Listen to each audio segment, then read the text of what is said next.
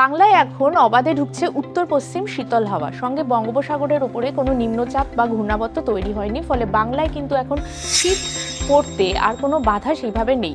কারণ শনিবারই শীতলতম দিন কাটিয়েছে কলকাতা, 15 ডিগ্রি প্রায় 14 ডিগ্রির ঘরে নেমে গিয়েছিল তাপমাত্রা। রোববার কিছুটা বাড়লেও সোমবার থেকে কিন্তু আবারও তাপমাত্রা কমতে শুরু করেছে।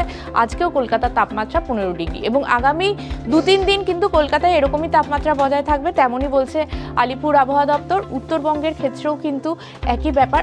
তার আগে একবার বলে রাখি যে দক্ষিণবঙ্গের পশ্চিমাঞ্চলের তাপমাত্রা কিন্তু রাতের দিকে প্রায় 10 থেকে 11 ডিগ্রির ঘরে নেমে যাচ্ছে। বুঝতেই পাচ্ছেন যে সেখানে কিন্তু মানে পুরুলিয়া, বাঁকুড়া, মেদিনীপুর, ঝাড়গ্রাম এই সমস্ত জোনগুলোতে কিন্তু রাতে বেশ ভালো কনকনে ঠান্ডা অনুভূত হচ্ছে।